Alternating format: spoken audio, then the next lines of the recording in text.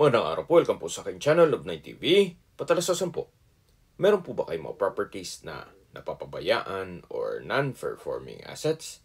Plan nyo yung ibenta, pero wala kayong oras sa pagbibenta nito. Kung ito'y pagkakatiwala nyo po sa amin, tawag lang po kayo sa aking numero, usap po tayo, gawin ko po ng video for free.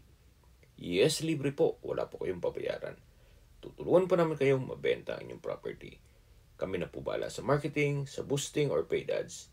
Even sa tripping, hindi na po kayo mapapagod sa pag-entertain ng mga buyers. Kami na po bahala sa lahat. Tawag lang po kayo. Nandito po tayo ngayon sa Indang, Cavite kung saan meron po tayong bagong video presentation.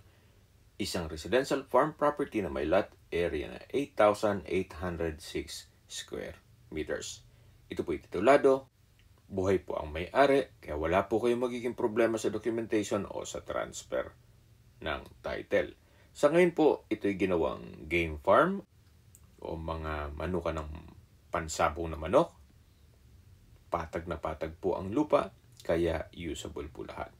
Meron din po itong mga maliit na structure na caretaker's house kung saan ito'y livable naman po.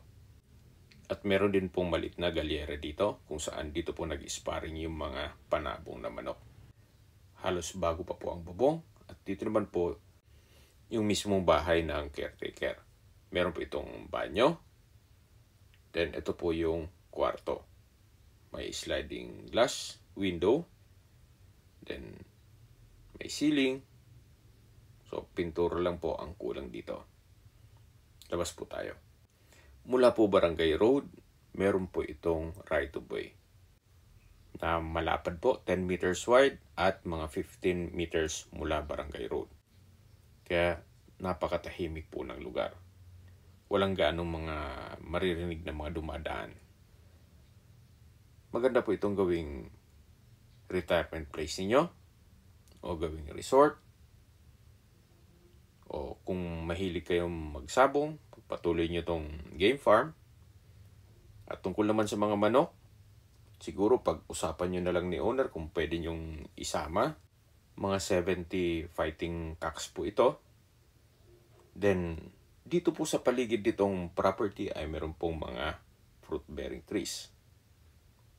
Meron pong dragon fruit, lansones, rambutan, mangga, saging, nyog, langka, guyabano, bayabas, santol, kape, at marami pa pong iba. May access na rin po dito ng tubig, kuryente, dito mismo sa property. Sa internet provider naman, pwede naman po kayong magpa-connect. Then dito po sa dulong part, meron pong dry creek at legal easement. So napakaganda po itong property. Napakatahimik, sariwang hangin, at sa klima naman po, malamig po ang klima dito. Ito po ay nasa matas na lugar. Ang estimated elevation above sea level ay 1,297.2 feet. At malayo na rin po ito sa 14 kilometers danger zone ng Taal Volcano. So in between po nitong mga bahay ng manok, meron pong dragon fruit. Then dito po sa loob, meron pong tatlong structure. Dito sa kabilang side, may malaking kubo. Then yung unang na-present ko sa inyo na training ground ng mga manok. At meron pa pong stock room ng mga feeds. Sa mga nag-skip po ng video, summarize ko lang po. Ito pong property ay nasa Indang, Cavite. At may lot area na 8,806 square meters. Ito po'y titulado at buhay po ang may-ari. Dito po sa loob ng property ay punong-puno ng fruit-bearing trees gaya ng lansones, dragon fruit, rambutan, mangga, saging, nyog, langka, guyabano, bayabas, santol, kape at marami pong iba. Ito po'y second lot mula Barangay Road kaya napakatahimik po ng lugar. May access na rin po dito ng tubig, kuryente at internet provider. Sa ngayon po, ito'y game farm. At tungkol naman dito sa mga panabong na manok, siguro pag-usapan nyo na lang ni owner ang presyo. Bukod po ang presyo niyan. Habang naglilibot po tayo, pag-usapan natin ang distance, location at travel time. Mula sa Provincial Road ng Alfonso Indang, ang distance is 300 meters at ang travel time is 1 minute. Mula naman po sa Welcome Arc ng Alfonso, ang distance is 9.8 kilometers at ang travel time is 19 minutes. At mula naman po sa Mendez Crossing, ang distance is 10.9 kilometers at ang travel time is 24 minutes. Kung manggagaling naman po sa Tagaytay Rotonda, ang distance is 16.3 kilometers at ang travel time is 34 minutes. Sa Tagaytay Rotonda po ay kumpleto na rin gaya ng hotels and restaurants, banks, malls, schools, church at hospital. Yan po yung lagi kong binabanggit sa aking video na dapat nyo i-consider sa paghanap ng property, yung meron pong malapit na hospital. Hindi ko naman po sinasabing sakitin kayo. Yan naman po for emergency purpose lang naman.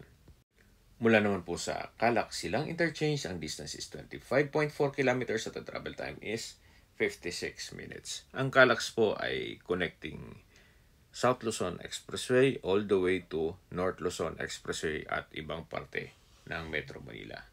Mula naman po sa Manila O's Airport, ang distance is 58.8 kilometers at ang travel time is 1 hour and 53 minutes. Okay, sa presyo na po tayo. Binebenta po ito ni owner sa halagang 3,800 pesos per square meter. Kung may mga katanungan po kayo or gusto mo po set ng tripping dito sa property to, tawag lang po kayo sa aking numero. At sa mga kababayan naman natin nasa ibang bansa, meron po akong Telegram sa mga iPhone user man, may iMessage. Meron din pong Imo, Skype, Viber at WhatsApp. Same number lang po, 0917-316-3399. Sa mga nagtatanong naman po ng aming Facebook, meron po aming Facebook page na Nov9 TV at Facebook Reels video. Meron din pong TikTok at Instagram na Nov9 TV. Meron din po kami ibang YouTube channel na The Nov9 TV channel at AC Listings. Sana po naibigyan yung aming video presentation. Paki-like and subscribe na po sa aking channel para ma-update din po kayo sa aking future listings. Kung sakali po hanap nyo yung mas malaking sukat ng lupa, meron din po kami ibang listings na pwede nyo pagpilian. Huwag po kayo magkatabiling tumawag sa amin and let us know your budget para malaman namin kung anong property pwede namin ilok sa inyo. Sa lahat pong viewers, subscriber at nagtiwala po sa amin, salamat po sa suporta. Ingat po kayo lagi at yung pamilya. Maraming salamat po.